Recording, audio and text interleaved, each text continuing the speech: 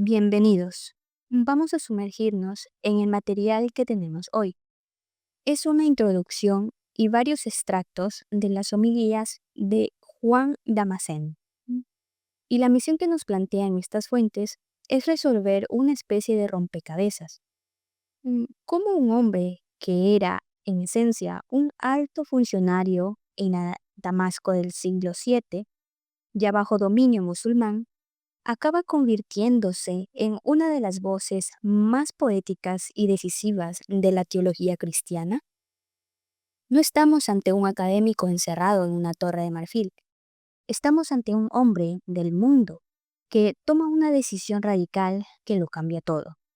Y sus escritos, estas homilías, no son tratados teóricos, son sermones, piezas pensadas para ser escuchadas para conmover.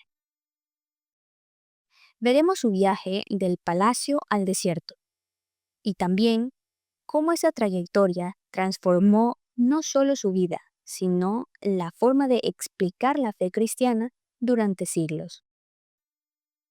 ¿Quién era este hombre antes de ser el Río de Oro?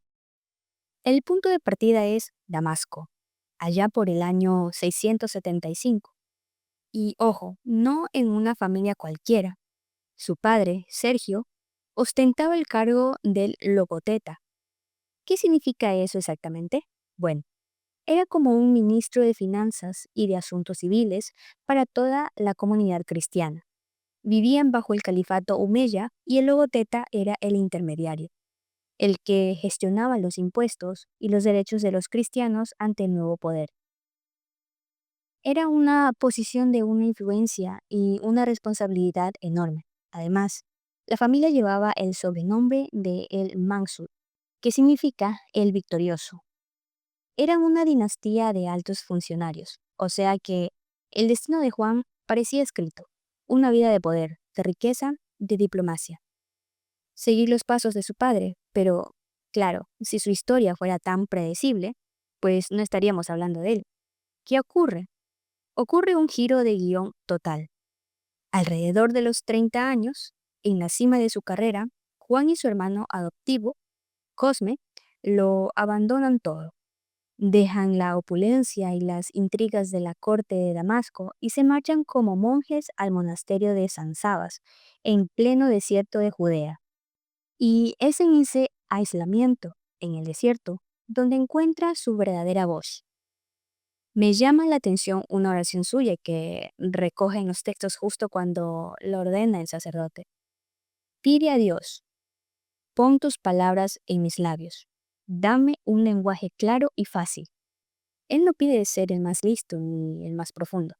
Y esa búsqueda de claridad define toda su obra. De ahí el apodo Crisorroas, río de oro.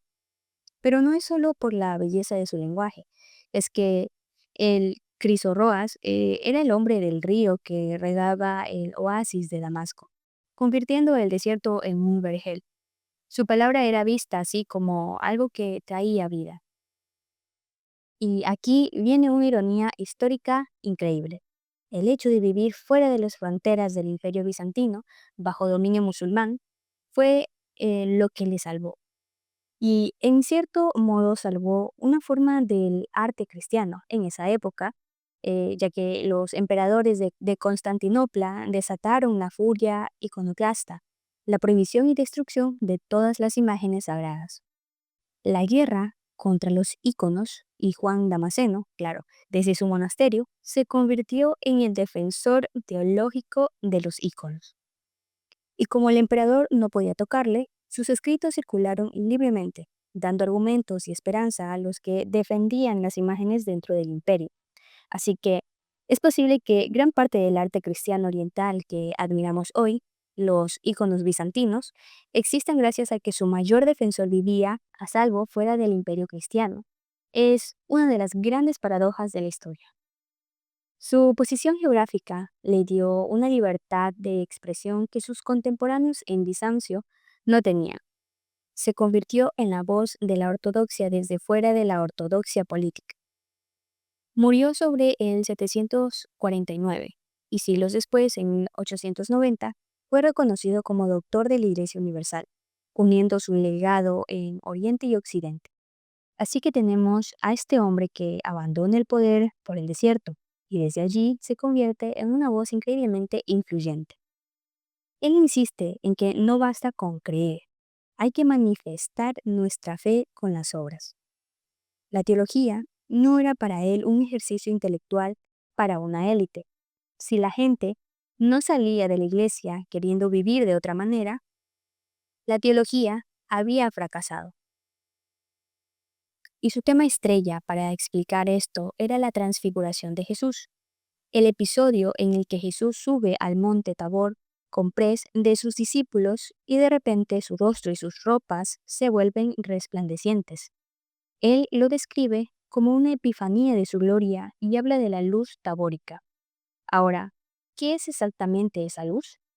Pues no es una luz normal, no es la luz del sol ni de un foco. Para él es la propia luz increada de la divinidad que brilla desde dentro a través de la humanidad de Jesús. Y aquí hace algo brillante para que su audiencia lo entienda. Conecta el monte Tabor, el de la Transfiguración, con el monte Hermón. ¿Y por qué es importante esa conexión? Bueno, porque para la gente de la época, Tabor era el lugar de la gloria divina, de la manifestación del poder. Pero del monte Hermón nacían las aguas del río Jordán, el lugar del bautismo de Jesús, el inicio de su misión humilde. Lo que el Damasceno les está diciendo poéticamente es, la misma divinidad que viste brillar con poder en la montaña es la que se sumergió en las aguas por nosotros. Es una forma magistral de unir la gloria y la humildad en una sola imagen. Eso es muy potente, pero nos lleva al núcleo del problema teológico, la famosa unión hipostática.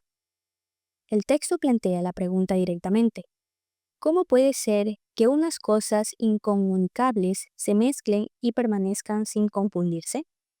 ¿Cómo lo resuelve? Bueno, porque la idea de que dos cosas se mezclen, pero no se confunden, es un auténtico rompecabezas. Él no recurre a una fórmula matemática, sino a una imagen de transformación. Él dice que la divinidad asume lo humano divinizando en sí mismo lo humano. Para entenderlo, podemos usar una analogía. Es como si un metal al rojo vivo, la divinidad, tocara un metal frío, la humanidad, y le transmitiera su propio calor y su luz desde dentro sin que ninguno de los dos deje de ser metal. La luz de la transfiguración, por tanto, no es un foco externo, sino esa divinidad brillando a través de la humanidad. Esa analogía del metal ayuda muchísimo y sigue con esa lógica de que nada es al azar. Explica por qué Jesús eligió precisamente a Pedro, Santiago y Juan para ver esto y no a otros. Cada uno tiene una función. A Pedro lo eligió para confirmar su propia confesión de fe, aquella de que tú eres el Cristo. La transfiguración le demuestra que esa intuición no era suya, que venía de Dios. A Santiago, porque iba a ser el primer apóstol en morir martirizado. Esta visión de la gloria futura era un anticipo, un fortalecimiento para la prueba que le esperaba. Y a Juan, por su pureza, porque sería él quien tendría la misión de proclamar la divinidad eterna de Cristo en su evangelio con esa frase increíble: en el principio era el Verbo. Hay un detalle aquí que parece una nimiedad, pero que es brillante. Se mete en un problema que seguro que más de uno ha notado al leer los evangelios. La transfiguración fue 6 días después de esa confesión de Pedro, como dicen Mateo y Marcos, o como unos 8 días después, como dice Lucas. Parece una contradicción de Manuel. ¿Cómo sale de ese lío? Con una solución de una lógica aplastante que demuestra su mentalidad práctica. Dice que no hay contradicción alguna.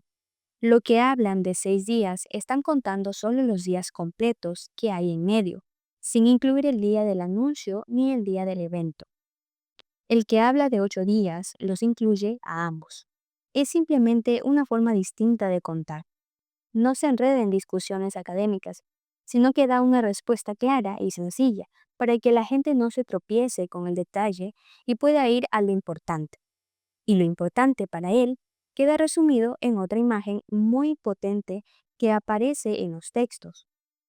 Presenta a Cristo como un médico excelente que no solo espera que los enfermos vengan a él, es un médico que ha corrido en pos de nosotros y ha salido al encuentro de quienes le detestaban para sanarlos.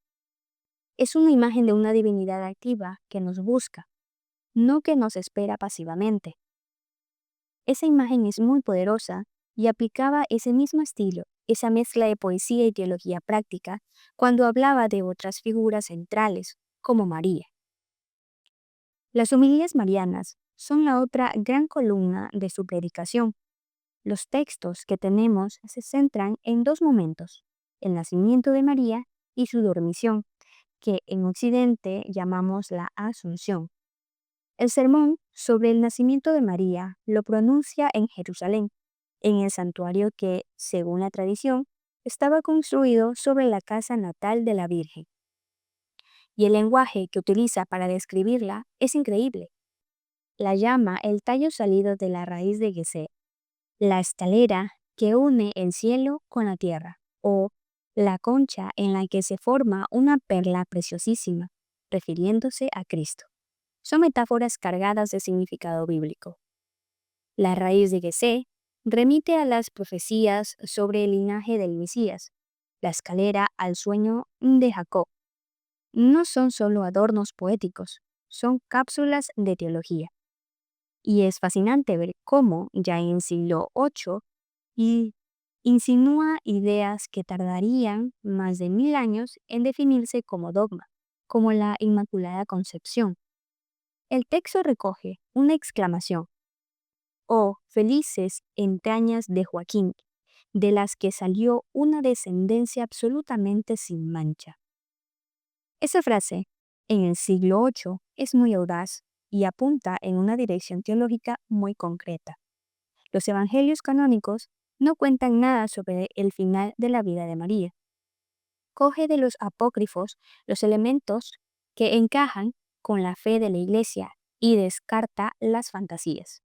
Su argumento central para la Asunción es de una lógica poética y teológica impecable. Describe a María como el taller donde Dios realizó sus obras. Si ella fue la fuente de la vida, ¿cómo podía quedar sujeta al dominio de la muerte? Su glorificación en cuerpo y alma no es un capricho, sino la consecuencia lógica de quién fue. Entonces, volviendo al rompecabezas del principio, ¿qué nos llevamos de este análisis? Juan Damasceno fue mucho más que un teólogo. Fue una figura de contrastes asombrosos. Sus homilías nos enseñan que su objetivo nunca fue la especulación abstracta. Combinaba una reflexión teológica profundísima con un lenguaje vibrante, lleno de imágenes, con un fin muy claro: hacer accesible los grandes misterios de la fe y, sobre todo, relevantes para la vida de la gente que la escuchaba. Una teología que no se queda en la cabeza, sino que busca transformar el corazón y las obras. Y esto nos deja con una pregunta final, una idea para reflexionar. El texto destaca una imagen muy específica que utiliza el Damasceno y que ya hemos mencionado, la de Cristo como un médico excelente. Un médico que no reprende con aspereza a los que huyen de él, sino que los sigue para aplicarles el remedio, los persigue para curarlos. La reflexión que queda en el aire es: ¿cómo cambiaría nuestra forma de ver los desafíos? O incluso nuestros propios errores y fracasos, si partiéramos de la imagen de una divinidad que nos persigue para sanar, en lugar de una que espera sentada para juzgar. Y hasta aquí el video de hoy. Hasta la próxima.